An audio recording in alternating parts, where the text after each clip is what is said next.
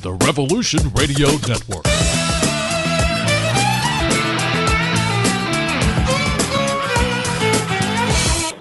Rebuilding America together. This is the Jeff Santos Show. 34 minutes past the hour. It is indeed the Jeff Santos Show that you're tuned into. Well, you know, on our Tuesday edition of the Jeff Santos Show, we would always talk on the Monday through Friday edition of the program. We would talk on a weekly basis with our friend from Seattle. Well, he has been to Europe. He is now a Sunday regular. He is a great musician, and the music you're hearing is his. He's a great journalist. He writes for so many great progressive organizations, from Daily Kos to Capitol Hill Times, and he's written this great piece, You Got Trumped. Man, you got pumped. Yeah, we got all pumped, and we all got trumped as well. Of course, we're talking about our good friend Mark Taylor-Canfield with a great journalistic group of people who are working for better working conditions and freedom of the press. And it's great to have him back on. Mark Taylor-Canfield joins us from Seattle, WA. Mark, great to have you back. How are you, sir? Well, good. If my communications, system will hold up here. Today I've had a hard time. Sometimes people just keep dropping off the line, but we'll cross our fingers. But it's really good to talk to you as always, Jeff. And I just want to say it's been a great summer in Seattle as far as, music festivals, including the Bumbershoot Festival. Oh, yes. And then great summer for music in Seattle. And then recently I got to hang out with my friends from the band Deerhoof, which they're originally from San Francisco, but now they're residing in Brooklyn, New York. And they were here in Seattle at the famous Crocodile Rock Club, where which Peter Buck has been a part owner of, the guy from REM. But yes, Satomi Matsuzaki and the rest of the band are incredible musicians. So I encourage everyone to check out Deerhoof. They're they're a fun band. Let's put it that way. They're a great bunch of characters too. Each one of them is kind of like their own cartoon character. But we did a little interview with the drummer and put up a show at YouTube at my MTC report. So we've been really busy doing stuff on YouTube, just kind of trying to make that my own little network, so doing music and news and all sorts of stuff. And then, yeah, lots of stuff going on. So, but I hear that there's something going on in Boston in terms of Amazon. Is that correct? Yes, I wanted to get your impressions because people here are making all kind of statements. Some, I don't think they know what they're talking about the benefits and the distraction and the, real problems that an Amazon would bring here as they look to make their East Coast home in Boston, or a few other cities I think are also in the running. But, I recently, and, for all of our professional sports fans out there, the Boston Celtics, now with Kyrie Irving from the Cleveland Cavaliers, debuted their new uniforms the other day. And I don't know if you saw this, Mark, but right on the front of the uniform is GE. Now, Boston just recently, the governor and the mayor of Boston, Republican and Democrat, have been all excited about bringing all these jobs from Connecticut to New England, to Boston. And the fact, though, that, a great tradition like the Celtics have to go to this NASCAR way of doing things and plaster GE on the front of the Celtics uniform, to me is just, not only is it selling out, but it's just, to me, kind of this corporatization of everything that we do.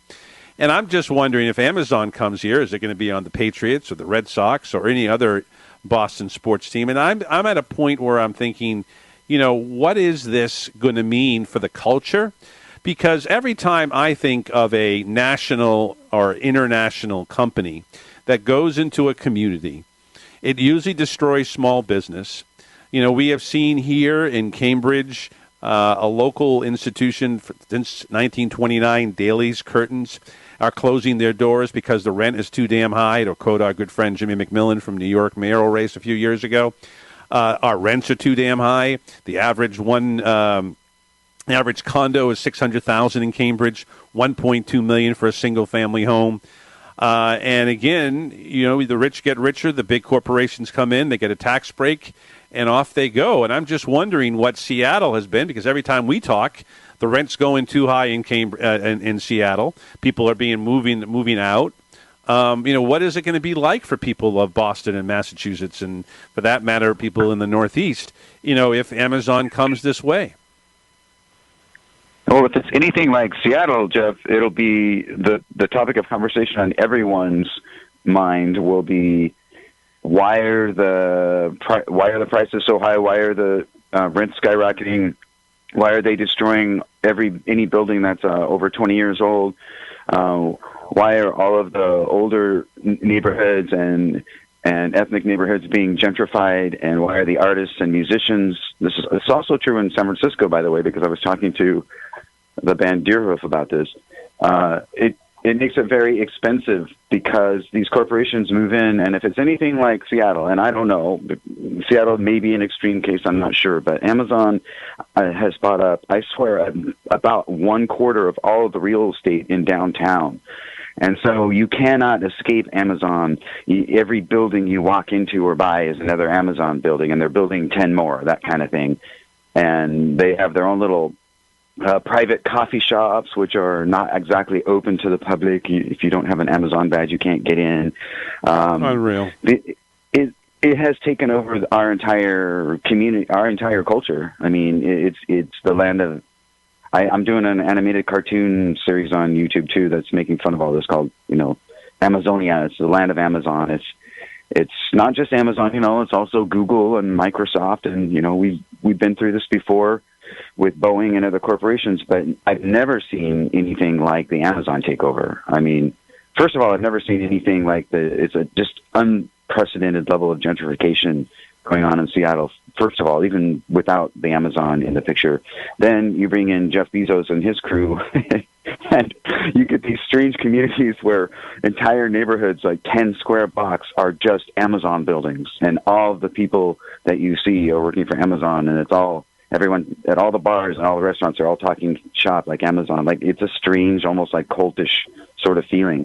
And I'm not saying, that the employees are bad people, or they're not friendly, or, even somewhat progressive, or at least interesting, because to tell you the truth, they're moving here from all over the world, not just for Amazon, but also for the biomed industry and other technology industries. But if it's anything like what happened in Seattle, and if they go to the extent that they're investing in Seattle, I mean, you may see entire neighborhoods just become nothing but one big Amazon complex. That's what's happening here. And also, the real estate prices are already high in Boston. So imagine, if there's a run on the market and all of a sudden Amazon is buying everything up, and there's thousands of new people moving into your neighborhood, and nobody can afford to live there anymore except the Amazon employees, But then again, there's another question there. The New York Times did a pretty in-depth article about some of the employment practices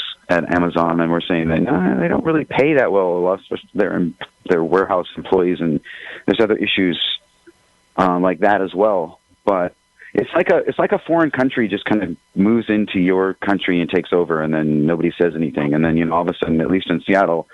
And I'm not directly blaming Amazon, but they are contributing to the problem there. Then suddenly you have, 5,000 people sleeping on the streets of your city because they can't afford to rent anything anymore. And then if you're not investing in affordable housing programs, then it makes it very difficult for working class and poor people to even live within the city limits. So you kind of sort of become exiled from your own city. And I've seen that happen to a lot of people. So cross your fingers, right? That's not going to happen in Boston, but I'm just telling you that's the story in Seattle. And also, I heard from my friend in New Jersey. She's actually a journalist with Democracy Watch News, so she's on the press briefing the national press briefing we do every week on Thursday. She was saying that they're talking about Amazon moving into some parts of New Jersey as well. So I don't know. You may be in competition with some of these other communities. Well, I tell you, Mark, and I think this is going to be the big discussion here in the region is, where do they exactly go? Well, Jeff, if I heard you correctly, believe me, it's not you guys, Ron, it's my phone. But So some of what you asked me cut out, but I think what you were asking about is my impressions of Europe. And I have to tell you right away that, number one, there is a different style of lawmaking and politics that goes on within the European Parliament. It's a different thing because in the United States, it's such an extreme difference, because in the United States you have party politics that controls everything. So nothing can be said or done on the floor of the U.S. Congress without the party politics being dragged into it, right?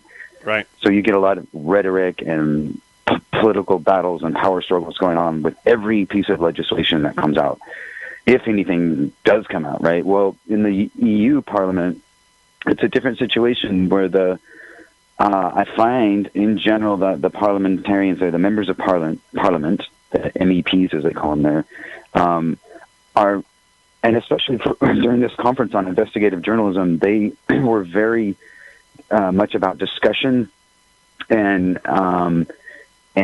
sharing ideas, and more of almost like an academic sort of approach to dealing with issues, where in the United States it just seems to be political rhetoric all the time. So that was the first thing I noticed. Second of all, I think that, and I'm not saying that there aren't national interests involved, so that there's certainly politics involved within the European Parliament, but it's a different kind of politics than the divisive party politics in the United States. The second thing is that this conference, basically everything that they were talking about, and every issue on the agenda, and every address and speech and presentation was directed towards the same issues that you and I and a lot of my colleagues in the media and journalism talk about all the time, which are how to fund media, how to survive as an independent journalist and independent media, what are the threats to freedom of the press around the world, how has the role of the journalist in society changed. And there was a pretty much a consensus there that in Europe, even the prestige or the reputation of journalism itself has suffered, right? So of course, fake news was discussed, and all sorts of things like, how to protect yourself in the data age, because one of the things that journalists don't pay much attention to sometimes is technology. It's very important that they protect their information and their sources, So there's all sorts of education that needs to go on, and that was also a consensus. This conference, by the way, was put together by 2 members of the European Parliament, and also by a coalition of folks with the European Greens. So it was actually sponsored by the European Parliament, the European Commission, which is the executive branch, basically, of the European Parliament, and then this coalition of Greens who call themselves the European Freedom Alliance. So those are Green Party members from all sorts of countries around Europe. And I have to say, that's another thing I learned quickly, too, is that the Greens in Europe are much more effective in organizing and getting out the vote and getting representation in government bodies. So they were a force to be reckoned with. They're not necessarily, pushed aside on the national level like they are in this country. So yeah, it was just really exciting to see representatives from a lot of groups around Europe. Now, the focus was on Europe, but they also addressed things about that are happening all over the world. So it wasn't just about Europe. There was a delegate there from Mexico, where there's, of course, a lot of issues dealing with freedom of the press right now. They acknowledged that, there are major challenges in the United States. But some of these people in the panel were from UNESCO, because they have, from the United Nations, because they have a part of their mission is culture, and they consider journalism as a major part of culture. There was the European Federation of Journalists represented there. That was Renate Schroeder, and she's amazing. The European Federation of Journalists, the EFJ, does amazing work. They are maybe, in my opinion, the best group of journalists in the UK and across Europe in dealing with a lot of these issues. And they help to represent journalists who sometimes are being sued by major corporations for their stories, and there's been some of that going on lately as well. And there's also another group called the European Center for Press and Media Freedom, and they had a representative there. So there are groups around, I keep telling people, there are groups around the country and around the world, including Reporters Without Borders and the Committee to Protect Journalists, who are doing really good work on all these issues. The two-party system here. Revolution Radio Network.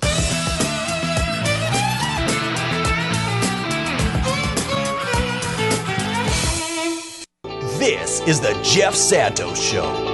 34 minutes past the hour. It is indeed the Jeff Santos Show that you are tuned into.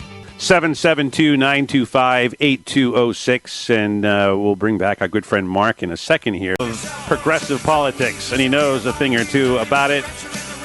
He is not only a great fan of REM, but a graduate in the great state of Georgia, and a good friend of the program. Well, we got a lot of things to talk about, but we played an earlier song by another great band besides REM, The Who, and the song was "Won't Get Fooled Again." And I think you know where I'm going here, because what Donald Trump is doing with his tax cuts for the wealthy is similar to Bush and similar to Ronald Reagan. And this is a Republican game plan once again. Now, I am hearing that there are a few Democrats, Heidi Heitkamp, Joe Manchin, and a few others, that are barely Democrats. Right. And, the fact is they're playing footsie with Mr. Trump. And, I hear now that Schumer is even, trying to make deals and so forth.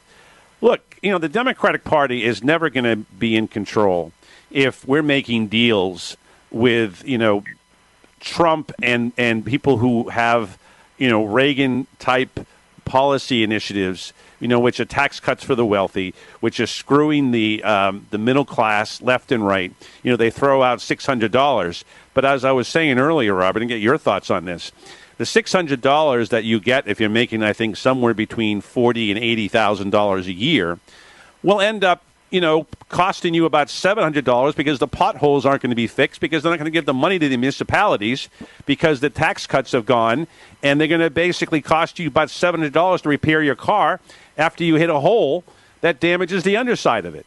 This idea, $600 I'm going to get at the end of the year. Well, what does that mean if everything in your life is also being cut? If your health care is being cut, if you're, if they're raising costs on tuition to go to university for your kids. All of these things, nobody talks about that, and the Democrats should be. I saw Bernie Sanders talking about it on CNN this morning, but not many others. Your thoughts? Well, you're right to point out that the taxes, the revenue, are for something. And conservatives, their ideology is kind of a purified, what they call neoliberalism, libertarianism of the Koch brothers, doesn't want to admit this. And so you see this in Wisconsin, right? They were tied in knots in the budget. It took them months to resolve the budget with full Republican control. So they didn't even want to pay for the things that they want, right, like road expansions and big interchanges. And they were all tied up among themselves. And so this leads to gigantic cuts to Medicare and Medicaid, and obviously in the Affordable Care Act in general. It's based on ridiculous growth projections, which aren't going to happen, which will lead to even larger slashing cuts. And quite frankly, I wouldn't even show it. We actually need this money to invest and create opportunity. If it was invested well, not the way they'd invest, they wouldn't invest it. They'd just spend it. But the other thing is that I don't think it's even credible that you're going to get this $600, right? This is mostly a tax cut for the wealthiest Americans. And if you watch Steve Mnuchin this morning on the Sunday morning talk shows, he's denying this and claiming, how can anyone say that we haven't even released the schedules yet? And so he's claiming somehow, and Trump has said and tweeted that this is not going to help him or the wealthy. It's going to help middle-class people, but that's certainly not what the tales reflect. You don't get rid of the estate tax, which only applies to people with estates over $11 million. If you're trying to help the middle class or low-income people, there's nothing on the income tax credit, which makes work pay for people who are trying to work their way up from the bottom of the economic ladder. And so you're not going to get, and by the way, if you're in a state that actually does more revenue, that has an income tax, this is going to get rid of the deduction, apparently, which means in places like New York or Massachusetts or Wisconsin, middle class is going to lose money in this transaction because they won't be able to write off their state income tax. So it is unbelievable, Jeff. I mean, I wouldn't even give him credit for the $600 they're promising. Walker promised all sorts of billions, and then he's still campaigning on this. He's doing digital ads in tax cuts. You know, the average person property tax cut of $17 in order to devastate our public education system. Well, I mean, this is the Republican game plan. It is all for their campaign donors, their puppet masters who basically say, look, I want more money. The Koch brothers are a perfect example. You know it all too well, unfortunately, with Mr. Walker and the famous phone call. They thought it was a Koch brother, and he was willing, right, to genuflect on one knee. The fact is that this is what Republicans are all about. And, but if the Democrats don't sound the alarm and say, how long, to quote our good friend Bono at U2, how long must we sing this song? I mean, this has been going on now, for 30 years and more. Tax cuts for the wealthy. This is the Republican game plan. My God, if you can't explain that and say this is what we're going to offer you with single-payer health care and 4 years of free public university and a millionaire tax and all of that, I mean, that sounds a lot better to the average Joe and Jill than what the Republicans are offering. But I don't see many people raising that. Well, I mean, we need to purify the Democratic Party because this isn't good politics anywhere. This isn't good politics in North Dakota or West Virginia. West Virginia isn't going to benefit from this except for a few coal operators, right? Exactly. And so what on earth? I mean, so we need to. It's not that because they kept trying to ask Bernie. He was on multiple Sunday morning shows this morning about whether he was going to primary people, and he avoided that. It was just like we're going to convince people that this is not politics. This is about what we believe in, and so they've got to win that fight within the caucus. And I have no idea. Chuck Schumer probably thinks he can cut some sort of grand deal because he's already gotten deals with Trump.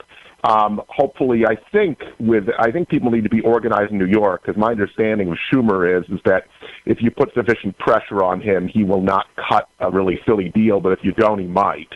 And yes, so exactly. I think it's really incumbent on our folks in New York State, all over the state, and our affiliate allies, Citizen Action of New York, to keep the pressure on him in this process. But I think I think he'll probably do the right thing in the end, though his instincts come out when he sees a deal on the table, right? Potentially.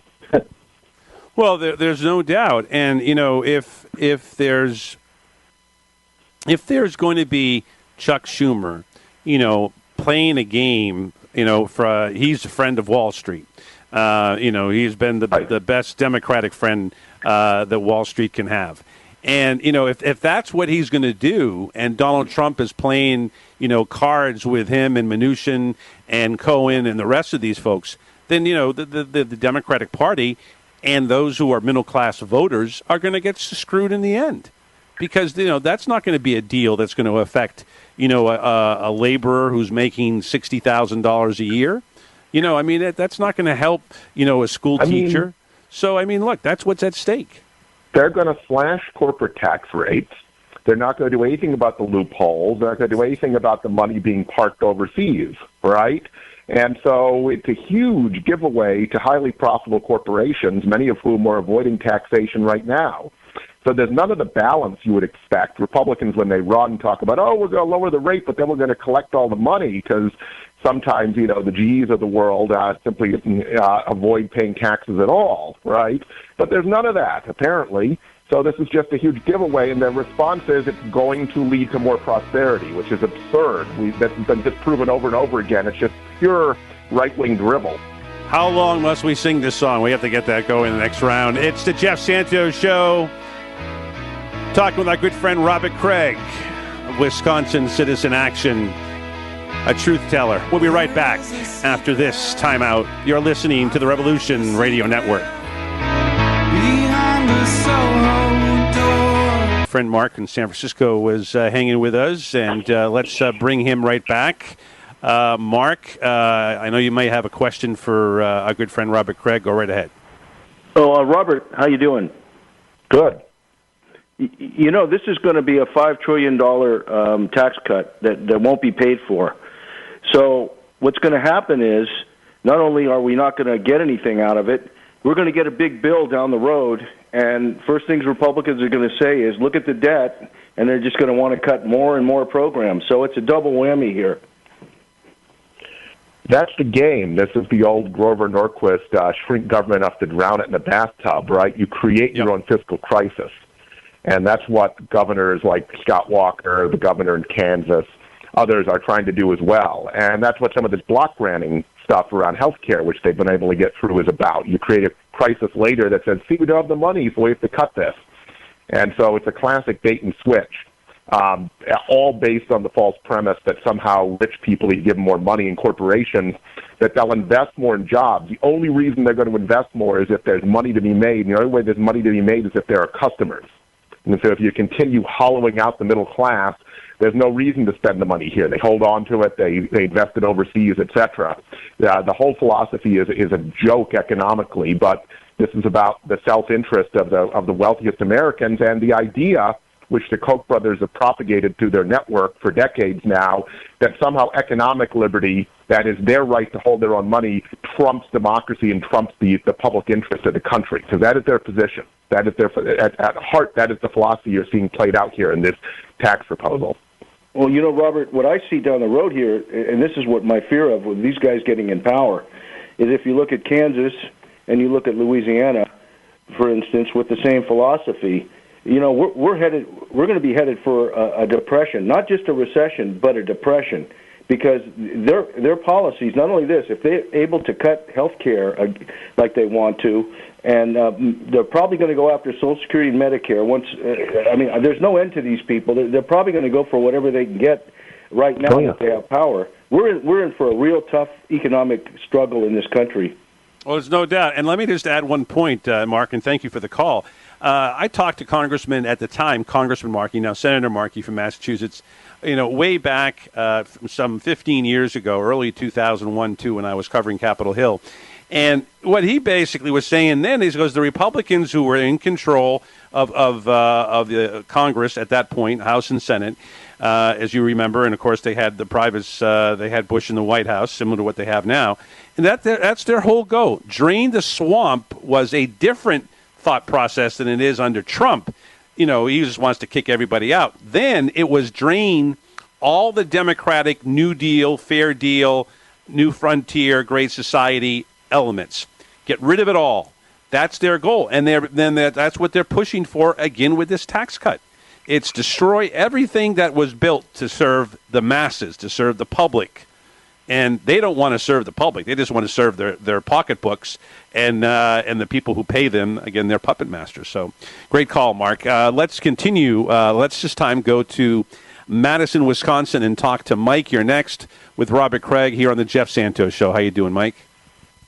Great. This is really cool listening to you guys. I'm just southeast of Madison, and listening through, of course, 1510 WRRD out of Milwaukee, Waukesha, and I've talked to you guys both. I mean, I know Robert Craig, who, it's really fun to listen to Robert because he's, he speaks in terms that are very highly intellectual, but that the average person can follow, and it's actually humorous at times to watch when he testifies at hearings to how the nonsense that the Republicans are doing here in Wisconsin, which goes to what you were saying about Trump lying about these tax cuts.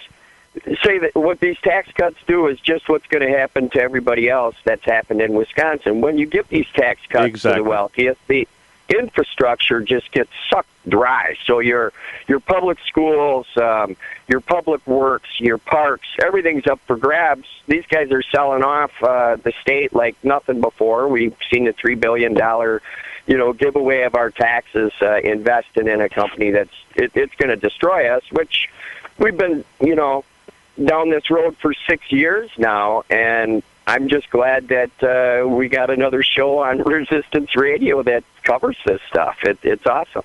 Well, thank you, Mike, and feel free to call.